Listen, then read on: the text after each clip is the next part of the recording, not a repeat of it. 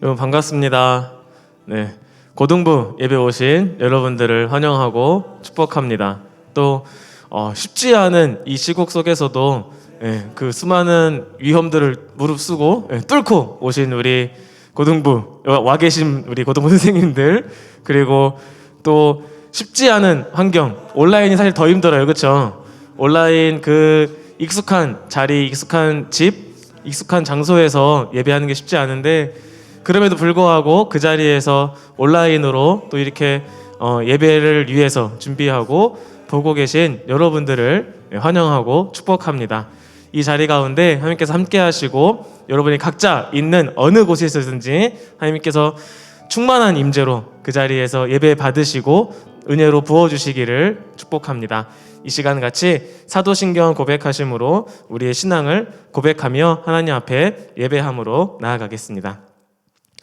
전능하사 천지를 만드신 하나님 아버지를 내가 믿사오며 그 외아들 우리 주 예수 그리스도를 믿사오니 이는 성령으로 잉태하사 동정녀 마리아에게 나시고 본디오 빌라도에게 고난을 받으사 십자가에 못 박혀 죽으시고 장사한 지 사흘 만에 죽은 자 가운데서 다시 살아나시며 하늘에 오르사 전능하신 하나님 우편에 앉아 계시다가 조리로서 산자와 죽은 자를 심판하러 오시리라. 성령을 믿사오며 거룩한 공회와 성도가 서로 교통하는 것과 죄를 사하여 주시는 것과 몸이 다시 사는 것과 영원히 사는 것을 믿사옵나이다. 아멘. 이 시간 함께 찬양으로 하나님 앞에 영광 올려드리겠습니다.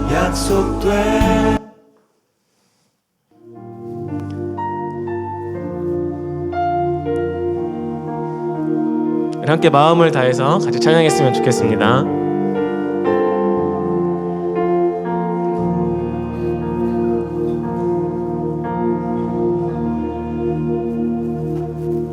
주 안에서 내 영혼 다시 태어나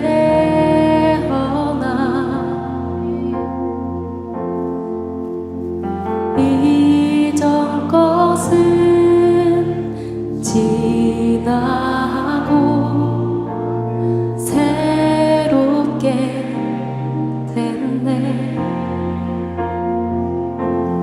죄로 물든 내 모습 예수와 함께 죽고 부활 생명 내 안에 새로운 삶이 열렸네.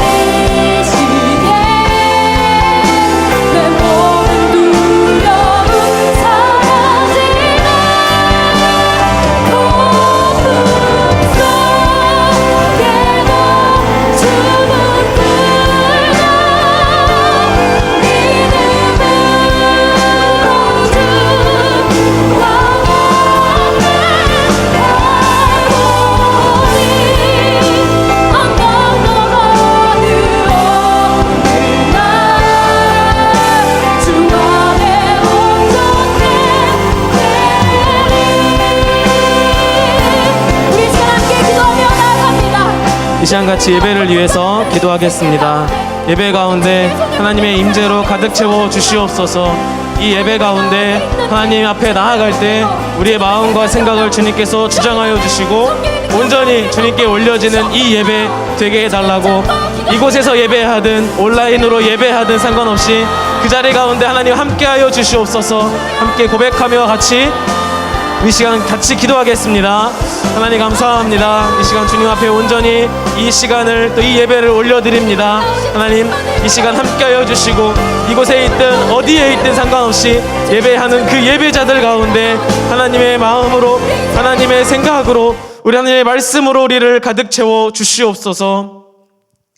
하나님 감사합니다. 하나님 우리의 생각과 우리의 모든 뜻이 하나님 앞에 올려지기를 원합니다. 이 시간 예배하며 나아갈 때 이 자리에 나와 함께 예배하든 또 랜선으로 예배하든 상관없이 하나님 그 모든 자리에 하나님 역사하여 주시고 말씀하여 주시옵소서. 감사드리며 예수님의 이름으로 기도드립니다. 아멘.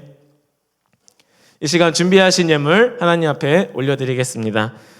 오늘 헌금송은 윤딴딴 형제님께서 섬겨주시겠습니다.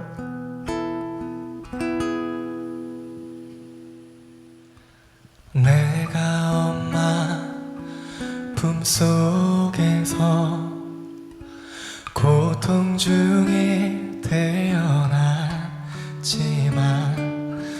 나를 구원하신 하나님, 날 택하시고 존귀케 하셨네. 내 평생에 여호와를 섬기며 그 말씀만 따라 살아가리. 주의 집에 나 항상 거하리니.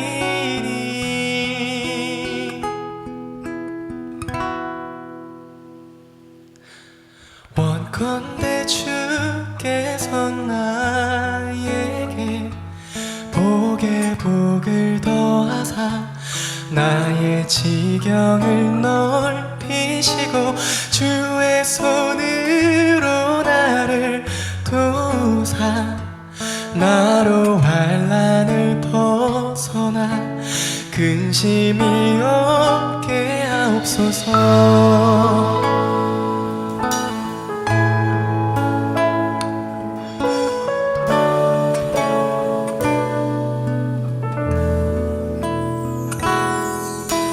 내 평생에 여호와를 섬기며 그 말씀만 따라 살아가리.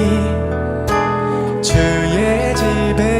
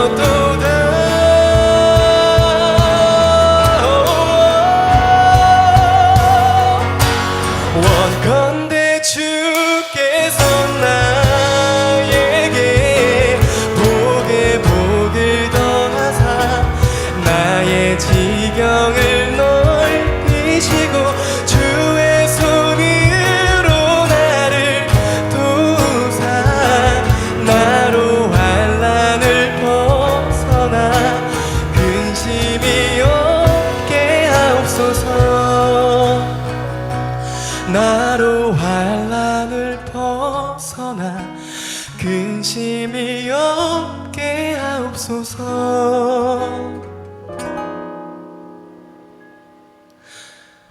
나의 사랑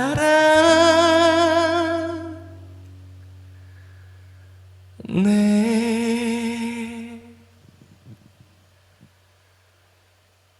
주여.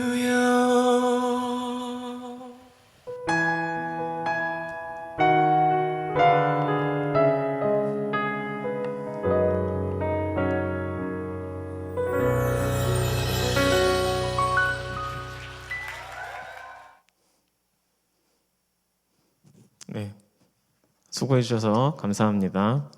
보니까 포커션 치는 분 손바닥 터질 것 같은데 어떻게 그렇게 치는지 모르겠네요. 네.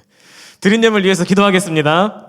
하나님 감사합니다. 이 시간 저희 준비한 예물을 주님 앞에 올려드립니다. 하나님, 돈만 드리는 건 아니고 우리의 마음도 드립니다. 우리의 생각도 드립니다. 또 우리의 모든 인생 함께 모두어 올려드립니다. 하나님, 이 모든 것 쓰이는 곳곳마다 하나님의 나라가 드러나게 하여 주시고, 예물 드린 우리 귀한 손길들 가운데, 우리 친구들의, 우리 모든 이들의 일상 가운데 하나님 함께하여 주시고, 그곳에서 하나님의 나라가 자랄 수 있도록, 꽃 피워질 수 있도록 주님 축복하여 주시옵소서. 감사드리며 예수님의 이름으로 기도드립니다. 아멘. 여러분 반갑습니다. 네, 시작할 때는 얼마 없었는데 또 이렇게 찬양 끝나고 올라오니까 사람들이 많아졌네요. 네, 함께 예배할 수 있어서 반갑고 기쁩니다. 지난주부터 우리가 가스펠 프로젝트라는 것을 시작했어요. 기억하시죠? 네, 지난주에 말씀에 이어서 오늘 두 번째 말씀을 나누려고 하는데요. 말씀 나누기 전에 지난주에 봤던 영상인데 한 번 더 보려고 합니다. 지난주에는 그 원문 영어로 나오고 자막 버전으로 봤는데 이번엔 더빙 버전으로 한번 보려고 해요. 온라인으로 한번 확인해 보니까 자막 버전 보니까 약간 흐리게 나오고 해가지고 그래도 뒤에 쏙쏙 들어오게 더빙 버전으로 보는 게 좋을 것 같아서, 그래서 더빙 버전으로 한번 우리 가스펠 프로젝트 도대체 그게 뭐냐, 몇 년째 하고 있는데 이게 도대체 뭐냐 하는 것을 우리 한번 같이 보도록 하겠습니다. 66권을 모아놓은 책, 저자가 수십 명인 책, 수천 년에 걸쳐 완성된 거룩한 책. 그 안에는 역사, 율법, 예언, 시가, 격언, 편지가 담겨 있습니다. 이제 무엇이 보이나요? 아담이 타락하면서 인류를 방황하게 만든 그곳에서 충성된 아들, 새로운 아담이 뱀의 머리를 부술 것이라는 약속을 받았습니다. 하나님이 노아와 그 가족을 홍수 심판에서 구하셨듯이 더 위대한 방주에서 하나님의 자녀가 구원받을 것입니다. 죽음의 제단 앞에서 이삭이 아브라함에게 물었습니다. 제물로 드릴 어린 양은 어디 있죠? 그 대답은 광야에서 울렸습니다. 보라, 어린 양이로다. 모세가 광야에서 반석을 쳐 목마른 자들에게 물을 내었고 영원히 목마르지 않을 생명수를 내는 반석이 있습니다. 골리앗과 싸움을 벌여 백성에게 의외의 승리를 맛보게 한 왕에게서 죄와 죽음을 이기고 승리케 하시는 더 위대한 왕의 그림자를 보았습니다. 자신의 민족이 포로로 끌려가는 긴 행렬 속에서 이사야 선지자는 하나님의 백성이 구원받아 약속의 땅으로 돌아오는 희망을 보았습니다. 그러나 하늘 위 보좌에 계시던 왕이 초라한 고유의 세상의 희망으로 오셔서 십자가를 지시고 부활하시기까지는 모든 이야기가 그분의 암시에 지나지 않았습니다. 성경의 모든 단어, 모든 구절은 예수 그리스도가 거룩한 메시아, 영원한 왕이심을 전합니다. 이것이 가스펠 프로젝트입니다.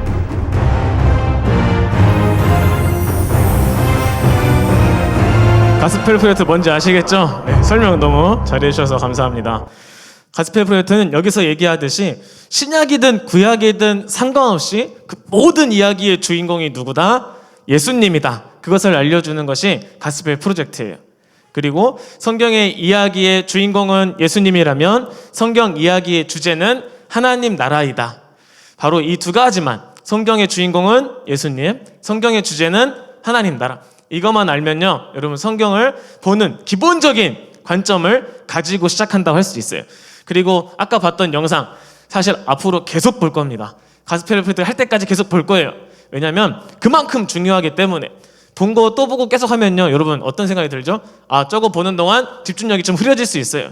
그런데 보는 동안 내가 적어도 저렇게 보여주는 의도가 있겠지, 세뇌 당하라고 하는 거겠지, 그럼 난 세뇌 당해야지, 그런 마음으로 여러분 세뇌 당해 주시면 좋을 것 같아요. 왜냐하면 그만큼 중요하고 성경을 보는 관점을 잘 설명해 주고 있기 때문에 적어도 아까 영상에서 나왔던 내용만이라도 우리가 이해하고 있다면 성경을 볼 때 좀 더 읽을 때 또 말씀을 들을 때 언제든 더 좀 풍성하게 더 은혜롭게 여러분 다 읽으실 수 있을 거예요. 그렇다면 아까 처음부터 아담과 하와 얘기부터 쭉 부활 얘기까지, 예수님 부활과 완성의 얘기까지 흘러갔잖아요. 그렇다면 우리가 지금 4년째, 네 번째 프로젝트로 하고 있는데 이 이야기가 어떻게 흘러왔는지 간단하게 한번 말씀을 드리겠습니다. 구약 뭘로 시작하죠? 창세기요. 하나님의 창조로 시작합니다. 하나님이 창조하시고 보시기에 참 좋았다고 했어요. 그리고 창조하시고 사람에게 이 세상을 다스려라라고 했습니다. 다스리라는 말은 하나님을 대신해서 이 땅에 하나님 나라를 세워가라라고 하는 거였어요. 근데 아담과 하와는 우리가 이미 알듯이 실패하죠. 그래서 결국엔 하나님은 아담과 하와에게 또 사탄 그 뱀에게 여러 가지 그런 벌을 하시기도 하지만 궁극적으로 회복시킬, 타락한 우리들을 회복시킬 예수 그리스도를 아담과 하와를 통해서 준비하고 계셨습니다. 그게 여자의 후손이라는 단어로 표현이 되고 있어요. 여자의 후손에 대한 약속을 주셨고 그 여자의 후손이 앞으로 장차 뱀의 머리를, 사탄의 뚝배기를 깨버릴 것이다 라고 말씀해 주십니다. 그 약속을 주셨고 아담과 하와로부터 흘러간 약속은 아브라함에게, 또 아브라함에게 주신 약속, 하나님의 나라를 확장시키고 하나님 나라를 세워가는 그 약속, 그래서 땅에 대한 약속을 주시고, 그래서 너 있는 곳에서 가라, 내가 지시한 땅으로 가라 하죠. 땅으로 가라 해서 하나님의 약속의 땅, 그리고 너의 자손을 별과 같이 셀 수 없이 많게 하겠다라고 하는 자손에 대한 약속, 대표적으로. 그리고 세 번째는 복이죠. 복을 많이 줘서 너를 통해서 모든 열방이 복받게 할 것이다. 후손과 땅과 복에 대한 약속을 주셨어요. 아브라함 아들 이삭, 이삭의 아들 야곱의 아들, 우리는 알고 있는 요셉으로 가지만 그 약속의 흐름은 유다에게 갑니다. 그래서 이렇게 하나님의 약속의 흐름은 쭉 흘러가요. 요셉의 때 우리가 아는 요셉이 형들의 시기를 타가지고 애굽으로 팔려가죠. 애굽에서 여러 가지 하나님의 인도하심 끝에 애굽의 총리가 돼요. 그 당시에 흉년과 풍년이 있는 동안 너무 상황이 어려워가지고 가나안 땅에 살던 이 요셉의 식구들 다 데리고 와서 애굽에서 살게 됩니다. 하나님께서 약속하신 약속의 땅에서 나가서 애굽에서 살고 있는 이 가족들의 상황인 거예요. 그리고 나서 나중에 400년이 흘러서 이 요셉을 알지 못하는 왕이 나타납니다. 그 왕이 나타나서 하는 게 저 조그만 민족들이 애굽의 변방에 있는데 막 세력이 강성해지는 거예요. 쟤네 커지면 우리 애굽 이 정치하고 다스리는데 문제가 생기겠다 해가지고 억압 정책을 펴니다. 그래가지고 노예로 부려먹고 각종 공사 현장에다가 써먹어요.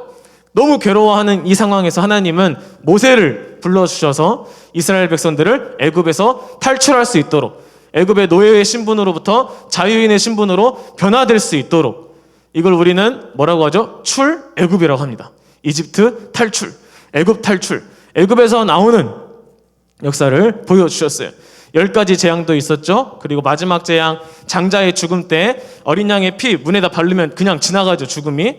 그 어린 양을 보면서 예수님이 생각난다는 얘기도 했었어요.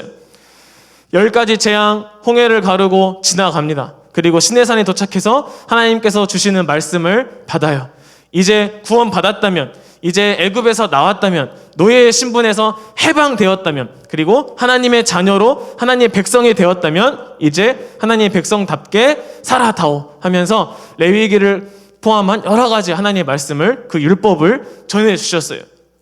그 말씀을 받고 이렇게 살아야 되겠구나 하면서 이제 약속하신 가나안 땅으로 들어갑니다. 들어가는데 들어갈 때 들어가기 직전에 있었던 일이 있었어요. 가데스 바네아라고 하는 곳에서 여기 와가지고 율법을 받고 저기에서 이제 들어가면 되는데, 들어가기 전에 우리가 그 땅이 어떤 땅인지 한번 그래도 보고 가야 되지 않을까요? 약속을 완전히 신뢰하지 못하니까 내가 눈으로 확인하고 싶었던 거예요. 하나님은 어쩔 수 없이 허용해 주시고 12명의 정탐꾼이 그 땅을 정탐하러 갑니다. 갔다 왔는데 12명 중에 10명은 와 가니까요, 거기 사람들 키 겁내 커가지고 가면 우리가 죽게 생겼습니다 라고 얘기하면서 모세 말고 제끼고 다른 사람 세워가지고 애굽으로 돌아갑시다. 차라리 애굽에 돌아가면 노예로 살아도 죽진 않을 거 아니에요? 사람들은 그 말에 다 혹했어요.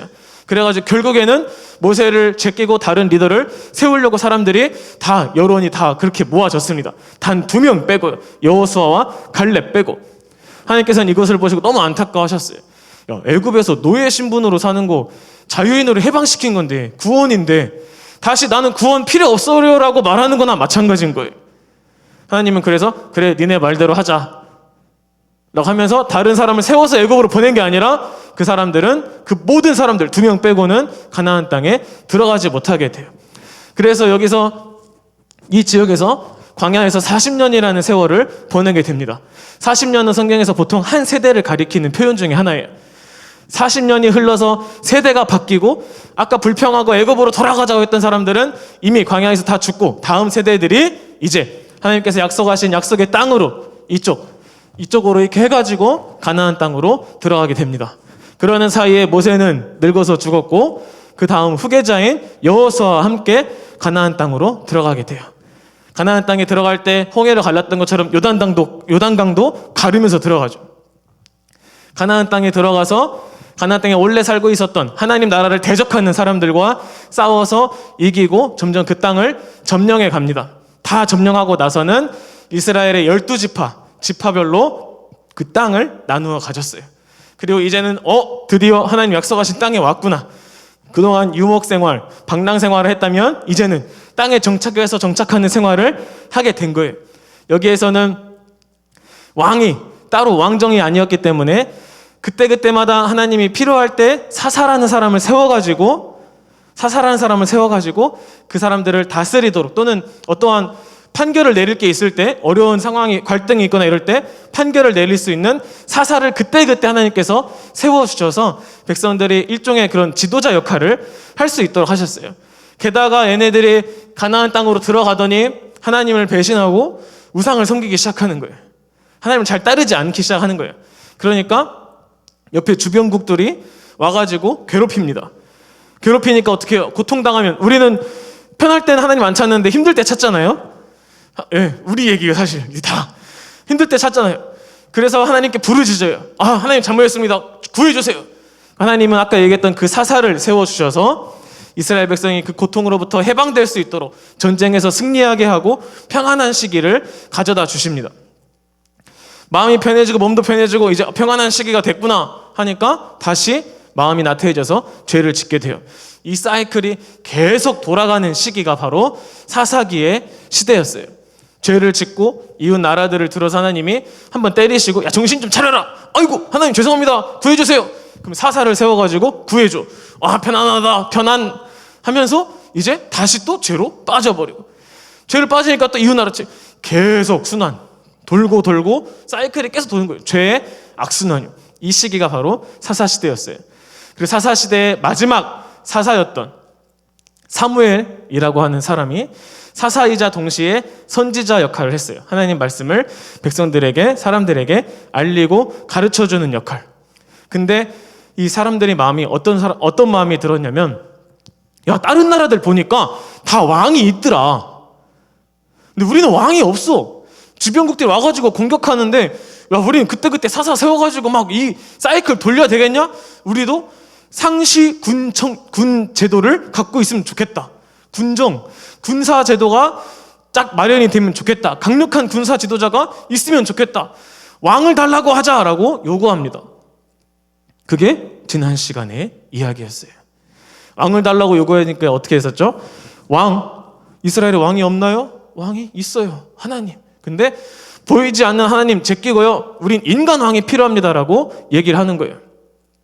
그럼 그 왕정이 되면, 왕이 세워지게 되면 어떤 일이 일어날 것인가에 대해서 하나님께서는 경고하셨어요. 이것저것 다 취한다고 했어요. 사람들 다 데려갑니다. 갖고 있는 물건, 재산들도 다 가져갑니다. 왕의 밭을 위해서 사람들의 노동력을 또 재산을 사용합니다. 모든 것을 다 취한다고 해서 테이킹이라고 했어요. 킹은 킹인데 테이킹하는 킹이에요. 그래서 개털리니까 조심해라라고. 그래도 왕 필요하니? 그래도 얘네들은 뭐라고 해요? 네, 우리는 왕이 필요합니다. 하나님 제끼겠다는 거예요. 하나님을 우리의 왕으로 모시지 않고 우린 눈에 보이는 인간 왕이 필요합니다라고 얘기했어요. 하나님은 눈물을 머금고 한 왕을 세워주십니다. 그 왕의 이름은 이스라엘의 첫 번째 왕, 이스라엘 역사 가운데 첫 번째 왕정 제도가 도입된 시기, 그때의 첫 번째 왕의 이름은 바로 사울이라고 하는 왕이었어요. 사울 왕, 들어봤죠? 사울. 이 사울 왕은요, 하나님께서 군사 지도자로서 적합한 인물로, 사람들이 좋아할 만한 사람으로 세워줬어요. 전쟁을 잘 수행했습니다. 그리고 어느 날 하나님께서 사울에게 아말렉과 싸움하라고, 아말렉과 전투를 벌이라고 하나님께서 전쟁 명령을 내려주세요. 그러면서 이 전쟁은 진멸 전쟁이야. 진멸이란 말은 뭐냐면요, 100% 올킬이라는 뜻이에요. 그냥 싸그리 싹 갔다가 죽이는 거예요. 모두 죽이는 거. 사람이든 남녀노소든 짐승이든 상관없이 100% 죽이는 것을 진멸 전쟁이라고 해요. 이 전쟁은 그 여리고성 건너서 들어가서 여리고성이 아니라 요단강 건너서 이스라엘에 들어갈 때 여호수아와 함께 전투했던 그 전투들이 다 진멸 전쟁이었어요. 뭐냐면 하나님 나라를 대적하는 그 어떠한 세력도 조금이라도 남겨두지 말라는 거예요. 우리한테 개인적으로 적용할 수 있겠죠? 하나님 나라를 대적하는 그 어떠한 마음도, 그 어떠한 부분도 우리는 거절할 줄 알아야 된다는 거예요. 게다가 전쟁이 그 모든 것들, 재산까지도, 무슨 재물, 이런 전리품이라고 하죠? 그런 것도 다 없애버리든지 하나님께 바치든지 하게 돼 있어요. 여러분, 전쟁에서 전리품은 누가 가져가죠? 전쟁에서 승리한 사람이 가져갑니다. 전쟁에서 승리했다는 것은 전쟁의 주인이라는 거예요. 이 전쟁의 주인은 하나님이라는 거예요. 이 전쟁의 주인, 이 전쟁을 주관하는 분, 이 전쟁의 진정한 승리자는 하나님이라는 뜻이에요. 그렇기 때문에 전리품은 사사로이 가져가지 않도록 합니다. 그리고 이걸 사적으로, 개인적으로 취하게 되다 보면요, 개인적으로 가져가다 보면은 무슨 일이 발생하냐면 시키지 않은 전쟁을 하게 돼요. 명분이 없는, 명분이라 한다면 내가 취하고 싶은 이런 개인적인 사사로운 이런 이득을 위해서 전쟁을 일으키기도 한다라는 거예요. 그리고 전쟁이 필요 이상으로 잔혹해지거나 그런 사건들이 발생할 수 있기 때문에 하나님께 바치도록, 전리품을 개인적으로 가져가지 못하도록 이야기합니다. 그래서 하나님 말씀의 순종의 의미라든지 또 하나님 나라라든지 그런 대의 명분이 아니라 전리품 자체에 눈이 팔릴 수도 있기 때문에 그 전쟁의 원래의 의미를 잃어버리기 때문에 전쟁의 성과는 바로 하나님께 있습니다. 전쟁의 승리는 하나님께 있습니다라는 고백으로 진멸 전쟁이라는 것을 하게 하셨어요. 근데 그 아말렉은 어떤 곳이냐? 아말렉은요, 이스라엘이 이쪽에서 올라갈 때 애굽에서 나와서 광야 생활하고 이 가나안 땅으로 들어갈 때 길막했던 민족이에요. 다른 민족들은 길을 터주기도 하고 내주기도 하고 했는데 아말렉은 길을 막았습니다. 하나님 나라를 대적하는 세력의 상징이기도 해요. 그렇기 때문에 이 아말렉 너희들이 진멸하라라고 이야기합니다. 이때는 모세가 지도자 발휘했을 때인데 어렴풋이 들어본 적 있을 거예요. 모세가 손 들면은 전쟁에서 이기고 손 내리면은 져가지고 누가 가가지고 손 받쳐주니까 전쟁에서 이겼다. 그 전쟁. 그때 전쟁 했던 사람이 이 아말렉이요. 그때 정리가 다 안 됐고 결국에는 하나님이 다시 이 아말렉을 칠하라고 사울에게 명령하시는 거예요. 사울은 전쟁을 위해서 사람들을 모읍니다. 군대를 조직해요. 지난주에 했던 그 경고 생각나네요. 그죠? 왕이 되면 뭐 할 것이다? 사람들을 다 불러 모을 것이다. 징병해가지고 군대 조직으로 사용할 것이다. 그렇게 모아가지고 전쟁을 수행합니다. 전쟁은 하나님의 도우심으로 승리했어요. 근데 진멸이라고 했잖아요. 다 잡아 죽이라고 했잖아요. 이 사울이 적군의 왕이었던 아각이라는 왕을 사로잡았어요. 생포했어요. 언뜻 보면은 이거 어떻게 이렇게 생포하고 되게 자비로운 사람이네. 사람의 목숨을 살려주는 사람이네. 라고 보일지 몰라요. 하지만 그렇지 않아요. 하나님의 말씀에 순종하지 않은 거죠. 자비로운 사람이 아니라 한편으로는 그 당시 전쟁의 스타일이 뭐였냐면 적군의 왕이나 장수를 사로잡으면요, 그 전쟁 끝나고 개선 행렬할 때 막 이렇게 와 전쟁에서 이겼습니다 하고 막 그 행차 하잖아요. 퍼레이드, 카퍼레이드 하잖아요. 카퍼레이드가 아니라 말퍼레이드인가? 말퍼레이드, 전차 프레이드 하잖아요. 할 때 그 포를 뒤에 끌고 간단 말이에요. 줄에 매달려가지고 막 이렇게 가거나 막 바닥에 들지 끌고 가거나 그러면서 내가 이 전쟁의 승리자다. 이런 걸 보여주는 상징적으로. 그렇기 때문에 적군의 왕이나 이런 부분들을 그냥 사로잡아서 생포하는 경우가 많이 있었어요. 어쩌면 사울도 그런 마음일지 몰라요. 내가 승리했다. 내가 짱이다. 백성들 앞에서 자신의 이런 내가 왕으로서 이런 것들을 했다라고 자랑하고 그런 것들을 보여주고 싶었던, 백성들의 인정을 받고 싶었던 인정 욕구, 내가 왕이라는 것을 과시하는 이런 사울의 모습을 보여주고 있어요. 그 아각 왕을 죽이지 않고 생포함으로써. 또 한편으로 이런 것도 있을지 몰라요. 생포한 다음에 나중에 잘 해가지고 돌려보낸 다음에 봉신국가, 이제 니네 나한테 조공 바쳐, 이런 식으로 삼기 위해서 살려둔 것일지도 몰라요. 어떤 의도인지 정확히 알 수는 없지만 분명한 건 하나님 말씀에 따르지 않았다는 거예요. 게다가 이 사울이 했던 건 뭐냐면 전쟁 기념비도 세웁니다. 내가 승리했다. 와, 이 전쟁 누가 한 거야? 하나님이 하신 건데 사울은 자기가 한 것으로 착각하고 있어요. 기념비마저 세웁니다. 하나님의 전쟁인데 자신의 전쟁인 마냥 하고 있는 거예요. 하나님 이 사실들을 다 알고 나서요, 사무엘에게 알려주세요. 야, 사무엘아, 야, 사울이 지금 진멸전쟁 하려고 했는데 아각왕 사로잡고 오고 지금 전쟁이 지금 이긴 건 이긴 건데 제대로 된 게 아닌 것 같다라고 얘기를 해주셨어요. 사무엘은 이야기를 듣고요, 너무 마음이 아파가지고 밤새도록 기도했대요. 와, 하나님이 세우신 왕, 하나님이 세운 왕이라면 하나님 말씀에 순종하고 하나님의 다스림을 백성들에게 잘 전파하고 흘려보내는 게 왕의 역할인데 그렇지 않은 거예요. 하나님 말씀을 어긴 거나 마찬가지죠. 밤새도록 마음 아파하면서 기도하더니 다음날 사울에게 찾아갑니다. 왕이시여. 찾아갔더니 사울이 하는 말이 뭐냐면요, 15장 13절에서 이렇게 얘기해요. 뭐라고 얘기하냐면 사무엘이 사울에게 이른즉 도착했단 말이죠. 도착하니까 사울이 그 사무엘에게 말합니다. 뭐라고 하냐면 원하는데 당신은 여호와의 복을 받으소서. 내가 여호와의 명령을 행하였나이다. 사무엘 보더니 축복합니다. 제가 하나님 말씀 잘 따랐습니다. 이렇게 인사를 하는 거예요. 얘네 하나님 말씀 안 따르는데 자기는 따른다고 생각하고 있는 거예요. 아니면 따랐다라고 거짓말을 하고 있거나. 이거 지금 뭔가 사울의 말은 지금 뭔가 페이크가 담겨 있습니다. 그 말 안에.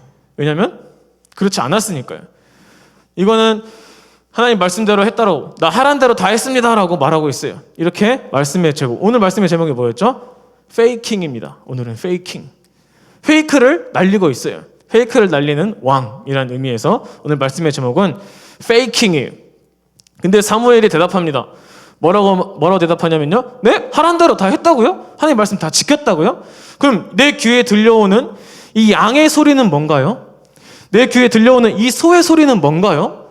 지금 아까 앞에서는 얘기 안 했지만 왕도 사로잡았고 기념비도 세웠고 알고 보니까 그 아말렉에 있는 양과 소들도 전리품으로 챙겨온 거예요. 이거 뭐지? 누구인가? 누가 양의 소리를 내었는가? 이 지금 도대체 이 양의 소리와 이 소의 소리는 뭐냐는 거예요. 사울은 당황하죠. 어디선가 들려오는 양의 소리, 양과 소의 소리에 사울은 당황합니다. 거짓말한 게 들통이 났어요. 하나님 말씀 순종했다고 했는데 거짓말한 게 들통이 난 거예요. 그러니까 뭐라고 하는지 볼까요? 15절 사울이 말하는데 그것은 무리가, 내가 아니고 무리가, 사람들이 암말락 사람에게서 끌어온 거라고. 백성이, 내가 아니고요, 백성들이, 사람들이요, 당신의 하나님 여호와께 좋은 곳으로 제사하려고, 예배 드리려고 예배용으로 가장 좋은 거 챙겨온 겁니다 라고 지금 또 말을 이렇게 돌려가지고 뒤집어서 페이크를 쓰면서 이야기를 하고 있어요. 지금 자기가 한 것이라고 얘기 안 하고 백성의 책임으로 떠넘기죠. 책임 전가하는 모습. 우린 이 책임 전가하는 습관은요, 사실은 저 예전에 창세기 초반부터 본 적이 있어요. 창세기 초반에 무슨 일이 있었죠? 맨 처음 아담과 하와 선악과 따먹고 나서 하나님 아담한테 물어봅니다. 너 그거 왜 먹었어? 하나님이 저한테 주신 이 여자가 먹으라 해서 먹었는데요? 여자한테 책임 전가했는데 사실은 궁극적인 책임 전가는 누구예요? 하나님이 내게 주신 여자. 하나님한테 책임 전가하는 것까지 가는 거예요. 죄의 습성은요, 죄를 지적받았을 때 이거 내가 그런 건 아니고요, 얘네가 하라고 해가지고 책임 전가하는 게 이 죄의 속성이에요. 또 이 창조 그 초반의 얘기 말고요, 지난 시간에 봤는데 금송아지 여러분 기억나세요? 지난주에도 얘기했었죠. 모세가 시내산에 하나님의 말씀 받으러 가는 동안 시내산 밑에 백성들이 모세를 기다리고 있었어요.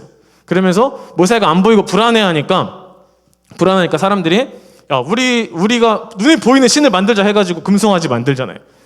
모세가 내려와가지고 너무 당황스럽고 화가 나가지고 이거 시내산 그 시키면 돌판 받아온 거 다 깨버립니다. 그래서 물어봐요. 그 당시에 모세의 2인자, 모세 다음으로 모세의 대변인 역할을 했던 아론에게 물어봅니다. 형님 이거 어떻게 된 거예요? 물어보니까 아론이 하는 말, 얘네들이 금을 모아가지고 불에다 던졌는데 금송아지가 나와버렸다? 불에다가 금을 모아서 던졌는데 금송아지가 어떻게 뿅 하고 나오냐고요. 이렇게 이 아론도 그렇게 책임을 전가하는 모습을 보여줘요. 내가 한 게 아니고 아론이 다 지시해서 했는데도 불구하고 모세한테 얘기할 때는 내가 한 거 아니고 얘들이 그 불안해하고 해가지고 금 모아가지고 불에 던졌는데 금송아지가 나왔네? 금송아지 어떻게 그냥 나와? 누가 만드는 거잖아. 그런데 이렇게 변명하면서 핑계를 대고 있는 거예요.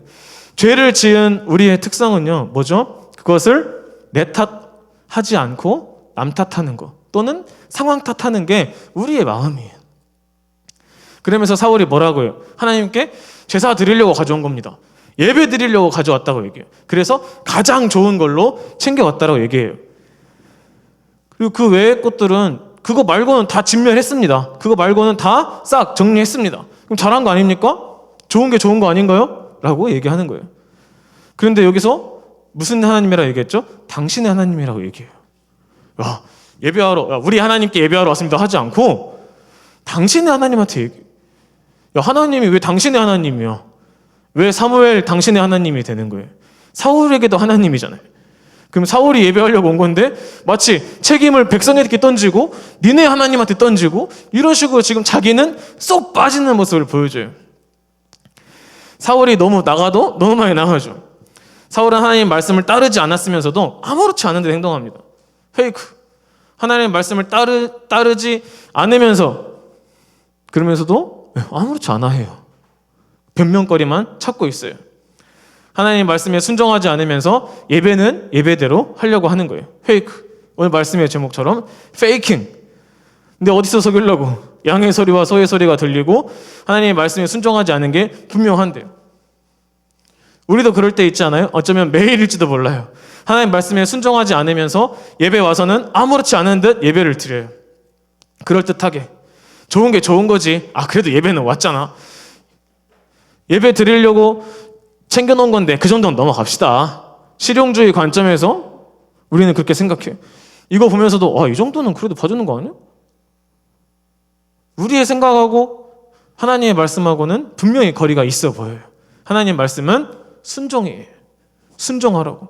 우리 생각은 실용적으로 그래도 좋은 것들은 빼놓고 하나님 드리겠다는 그 마음만이라도 봐주세요. 그 마음이 뭐예요? 진짜 그게 그 마음일까? 하나님 말씀에 순종하지 않으면서 예배로 때우려고? 하나님 말씀을 듣지 않으면서 그냥 예배 한 번 나온 걸로 그냥 그걸로 퉁치려고? 하나님 말씀 듣지도 않고 살면서 내가 그냥 좋은 재물 준비했다고 그걸로 퉁치려고? 좋은 게 좋은 거예요? 누구를 위해 좋은 거예요, 그게?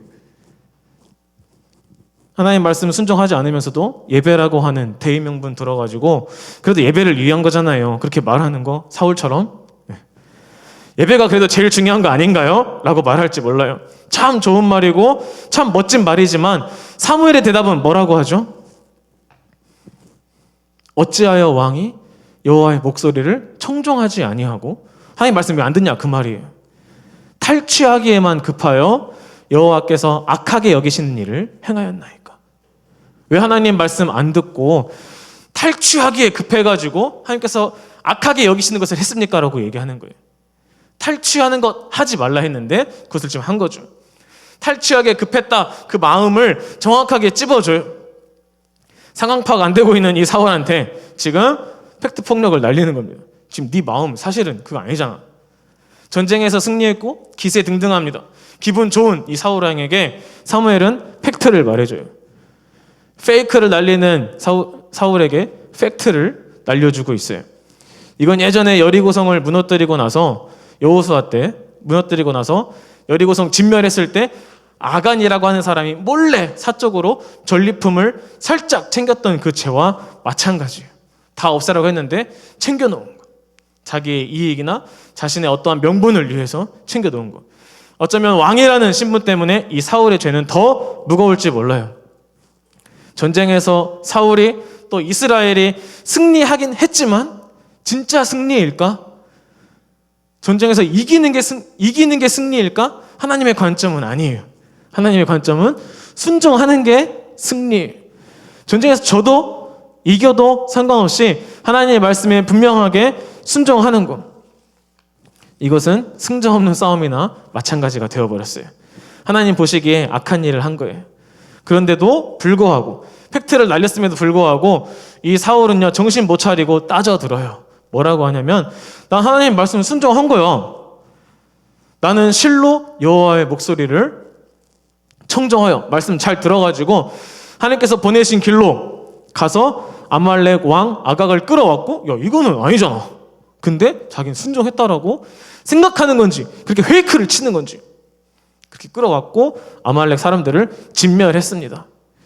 전반적으로 한 명 빼놓고 다 했잖아요. 그건 진짜 진멸은 아니죠. 그렇게 이야기를 해요. 그러면서 다만 백성들이 지는 쏙 빠졌도 그 마땅히 멸할 것들 중에서 좋은 것 챙겨가지고 또 얘기하죠. 우리 하나님이 아니라 당신의 하나님 여호와께 제사하려고 그러려고 챙겨온 겁니다. 그거 좀 챙겨온 겁니다. 난 하나님 말씀을 순종한 겁니다. 전쟁에서 승리했습니다. 백성들이 좀 가져온 겁니다. 그리고 당신의 하나님 여호와께 예배하기 위해서. 와 이거 너무 비겁하지 않나요? 지도자가 왕이 당신 하나님 여호와께 지가 지금 잘한 줄 알아요. 전쟁에서 이겼다고. 하나님께 예배할 그 제일 좋은 짐승들도 풍성히 얻었고 적국의 왕까지 생포했습니다. 와 이거 정말 괜찮은 거죠. 그냥 우리의 관점에서는 실용주의 관점에서는 괜찮아 보여요. 하지만 잘한 게 아니라는 거예요. 결과가 아무리 그럴싸하고 좋다 하더라도 하나님의 말씀에 순종하지 않았다는 것은 조금이라도 순종하지 않은 것은 그건 불순종이에요. 결과나 그 의도와는 상관없이 그 기준은 전쟁의 승리 여부, 승패 여부가 아니라 전리품을 얼마나 확보했는가에 달려있는 것이 아니라 그 기준은 하나님 말씀에 있기 때문에 순종했냐 순종하지 않았냐 순종과 불순종만 있을 뿐이에요. 이 말에 사무엘은 대답합니다. 이게 오늘의 그 주보에도 있는 주제 말씀이죠. 우리 같이 한번 읽어볼까요? 시작. 사무엘이 이르되 여호와께서 번제와 다른 제사를 그의 목소리를 청종하는 것을 좋아하심 같이 좋아하시겠나이까. 순종이 제사보다 낫고 듣는 것이 순양의 기름보다 나으니. 여기서 그 유명한 구절이 나옵니다. 순종이 제사보다 낫다라는 말. 많이 들어보셨거나 아마 들어보시게 될 거예요. 쉽게 말하면 이거예요. 하나님 예배 받으시는 거 기뻐하겠니? 하나님 말씀에 순종하는 걸 기뻐하겠니? 물론 둘 다긴 하겠지만 그 둘 중에 하나를 꼽는다면 순종이라는 거예요. 순종이 제사보다 낫대요. 이어서 나오는 구절은 뭐라고 하냐면요, 이러한 불순종은요 하나님 떠난 거랑 마찬가지래요. 우상 숭배하는 거나 마찬가지라고 이야기하고 있어요. 하나님 말씀 따르지 않는 것은 하나님 배신하는 거고 하나님을 안 믿는다는 것이. 사울은요 자기 합리화를 하고 있어요. 자기가 하나님 말씀을 따르고 있다고 주장하고 있어요. 종교적인 의식으로 어떠한 예배라고 하는 그럴듯한 명분으로 자신의 불순종을 숨기려고 합니다. 한편으로는 불순종하고 또 한편으로는 제물을 바치면서 하나님을 농락하는 거나 마찬가지. 자신의 행동을 그렇게 페이크를 치면서 합리화합니다. 기회주의적인 불순종이라고 아마 얘기할 수 있을 거예요. 신뢰관계가 깨졌는데 뭔가 보상하면서 그 관계를 이어가려는 그런 마음 심리랑 비슷한 거예요. 궁극적인 관계를 회복을 위해서 봐야 되는데 어떤 걸 막 갖다 주고 뭘 하면서 관계를 이어가려고 하는 사람들, 그거랑 비슷한 심리가 아닐지 몰라요. 하나님은 그 어떠한 보상도 바라지 않으세요. 그냥 말씀에 순종하길 바라세요. 사울왕은 하나님을 결국에는 그렇게 버린 거나 마찬가지였어요.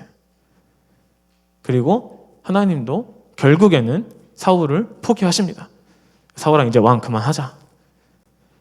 왕의 역할은, 이스라엘에서 왕의 역할은 하나님의 다스림을 흘려보내는 역할인데, 그러려면 먼저 하나님 말씀을 듣고 실천하고 순종해야 되는데, 지금 그게 안 된다라는 것은, 하나님 말씀을 어겼다라는 것은, 하나님을 나의 왕으로 인정하지 않는다는 것은 이스라엘에서의 왕의 위치를 잃은 거나 마찬가지예요.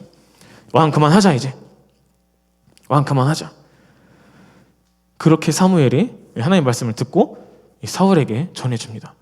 그 이야기를 듣고서야 사울이 그제서야 뉘우치면서 하는 말이 뭐냐면,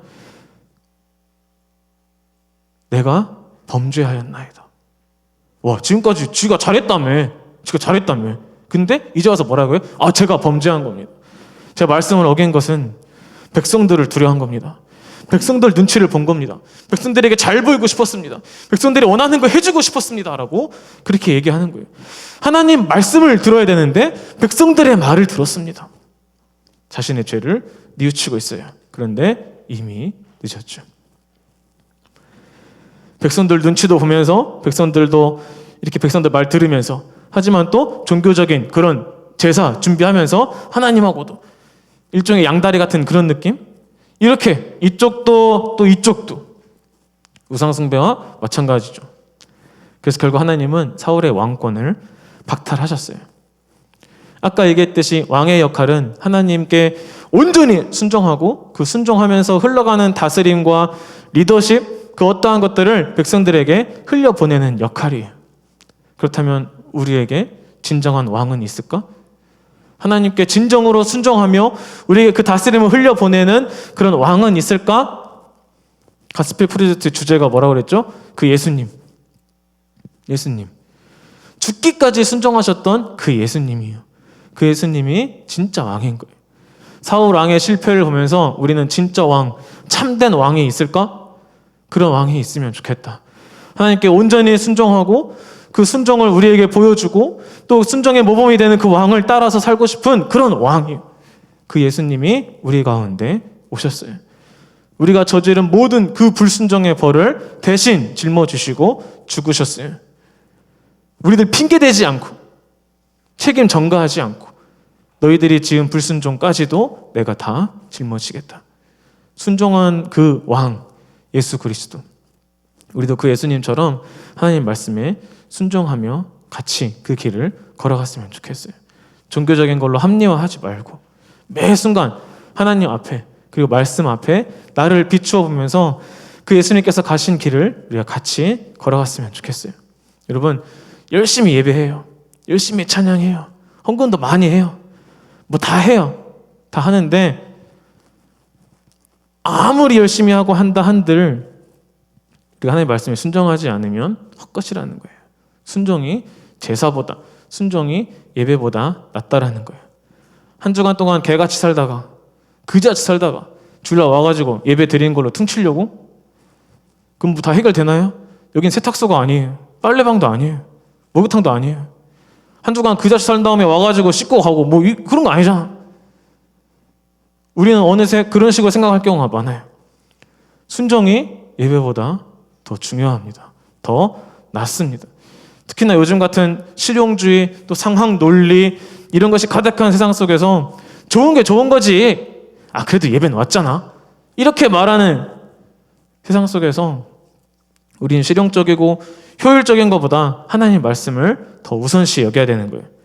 그것이 하나님 말씀이라면 우리 눈에 봤을 때 실용적이지 않아도, 효율적이지 않은 것처럼 보여도, 뭔가 돌아가는 것 같이 보여도, 직진으로 가야 되는데 돌아가는 것처럼 보여도, 손해보는 것 같아도 우리는 순종해요. 그래서 우리는 이 시간에 나와서 예배해요. 그래서 우리는 지금 온라인 접속해가지고 예배해요. 하나님 말씀에 순종하려고요.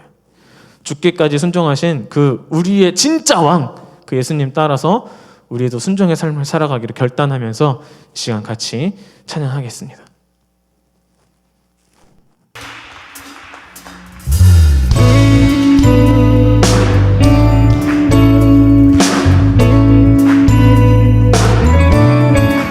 주님 뜻대로 살기로 했네. 주님 뜻대로 살기로 했네.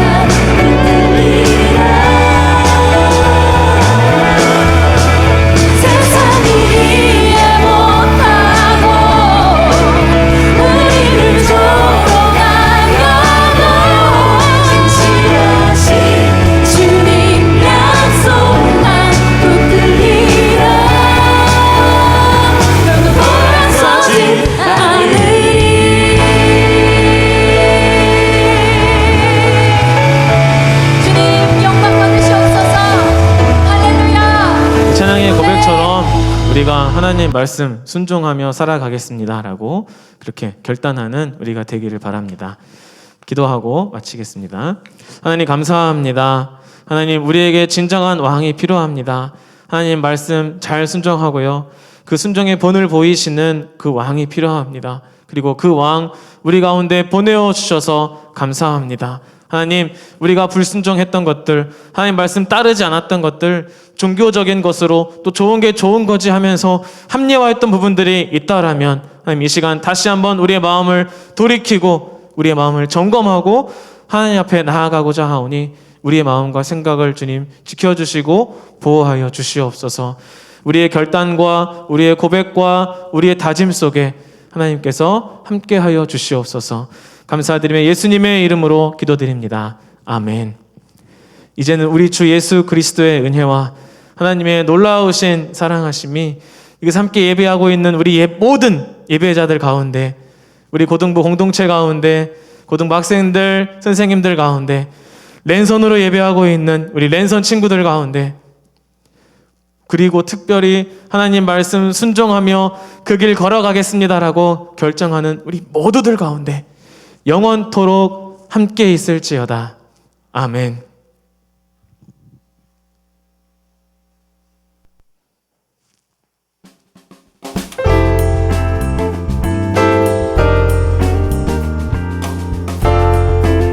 네, 광고 전해드리겠습니다.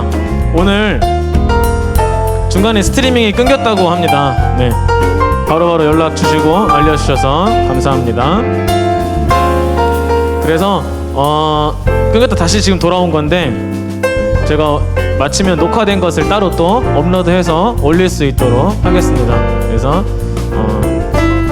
온라인으로 보시는 분들의 불편을 드려서 죄송하고요. 제 컴퓨터가 후져가지고 그래요. 네, 이게 좀 잘 될 수 있도록 기도해 주시면 감사하겠습니다.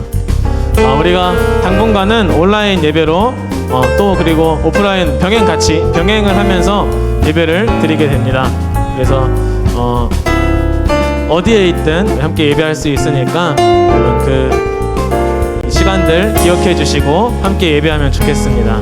그리고 이 온라인 오프라인 지금 이 시국 특성상 저희가 출석 체크를 화요일까지 받고 있어요. 그래서 오늘 이 시간에 혹시나 예배 못하신 분들은 화요일 안으로 꼭 예배를 드리면 좋겠고요. 선생님들께서는 파악해 주셔서 수요일 오전까지는 알려주시면 감사하겠습니다.